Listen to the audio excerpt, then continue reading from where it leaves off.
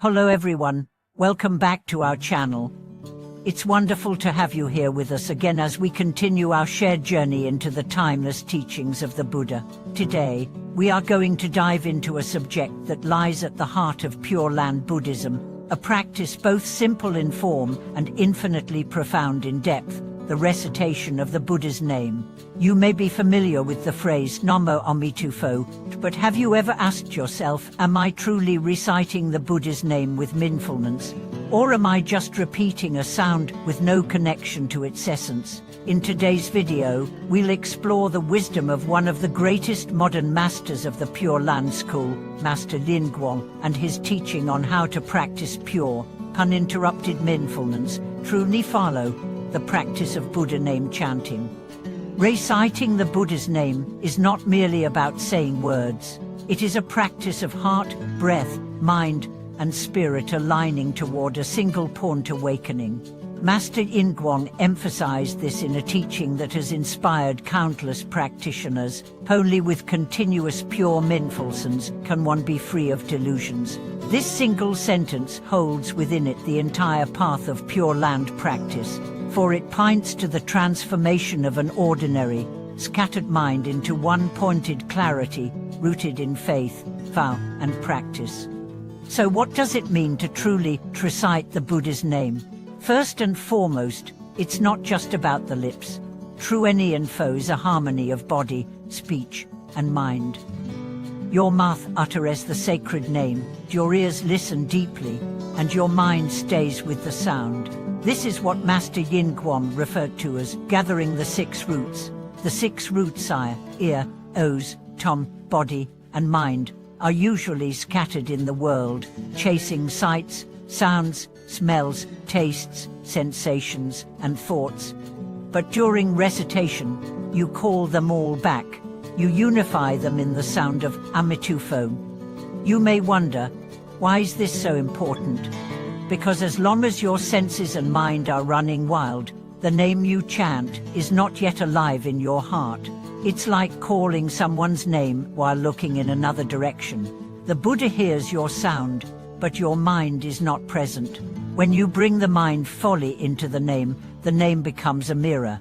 It reflects your original nature. It awakens the Buddha within. Master Guang taught that when the six roots are gathered, and mindfulness is pure and continuous, delusions naturally disappear. You don't have to fight with them. You don't have to chase them out. You simply keep reciting, like sunlight burning through fog.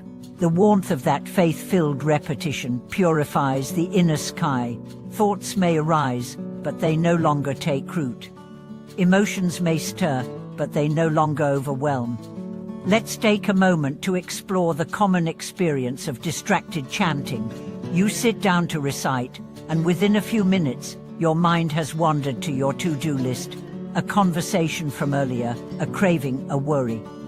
Suddenly, you've said Amitufos 100 times, but don't remember any of it. This happens to all practitioners. It's not failure, it's feedback. It tells you, gently, come back. Come back to the name, come back to the breath, come back to the presence behind the sound. Master Guang gave specific advice for how to strengthen this presence. He recommended listening attentively to your own voice as you chant, not just hearing, but deeply listening. Let each syllable echo through your being. Let the name fill your ears, your chest, your belly. If your mind wanders, don't get frustrated. Just return to the sound, again and again. This is how you build the bridge from scattered mind to stable mind. He also emphasized the importance of intention. Chant not just for peace or blessings, but with the vow to be reborn in the Pure Land, with the wish to meet Amitabha face to face, with the commitment to cultivate body-mind. These deeper intentions give your recitation direction and depth.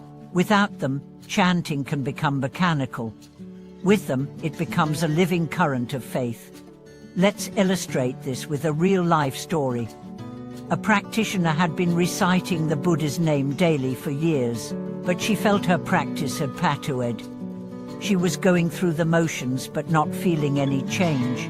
Upon reading Master Yin Guang's teachings, she realized she had been chanting while multitasking, folding laundry, driving, checking her phone. She decided to change. Every morning, she sat quietly, lit incense, and dedicated 30 minutes solely to chanting. She focused completely on the name. Within weeks, she noticed a shift. Her heart softened, her thoughts slowed, her joy deepened. Chanting had moved from background noise to spiritual lifeline. Master Yin Guang also addressed the fear many have. I chant, but I still have impure thoughts. Does that mean I'm not worthy of the Pure Land? His answer was clear and compassionate. So long as you sincerely recite with faith and vow, the Buddha will never abandon you. The practice does not demand perfection. It asks for sincerity. Even a single sincere recitation, uttered in the face of confusion or darkness, is heard by Amitabha, because the name is not just sound, it is vow. It carries within it the infinite compassion of the Buddha who promised, "If any being sincerely calls my name even 10 times, I will receive them in the Pure Land." But how do we cultivate continuous mindfulness in a world so full of distraction? Master Yin Guang suggested integrating chanting into daily life. While walking, whisper the name. While doing chores, recite softly. Let the name accompany you through each hour, like a sacred friend. This is the path of bringing the Buddha into the heart. Eventually, the recitation becomes spontaneous. It arises in joy, in sorrow, in rest, in movement. It becomes the undercurrent of your life. And what happens when this practice matures? The mind becomes settled, the heart becomes gentle. The delusions that once seemed so loud now pass like clouds. And when death comes, you meet it with the name on your lips and faith in your heart. That is the gate to the Pure Land, not somewhere far, but a realm within reach, built from vow, from name, from trust. Let us not forget, chanting the Buddha's name is not about earning merit alone. It is about remembering who you are. Underneath the noise, the fear, the habits, the roles, you are already luminous. The name of Amitabha is a mirror. It shows you your true face. It calls you home. Thank you for watching this video. If the practice of any info has touched your life, or if you're just beginning and wish to go deeper, we invite you to share your journey in the comments. What helps you stay mindful in your chanting? What have you learned from distraction, and what anchors you in faith? Please like, subscribe, and turn on notifications so you won't miss our future episodes, where we continue uncovering the jewels of Pure Land practice and the infinite love of Amitabha.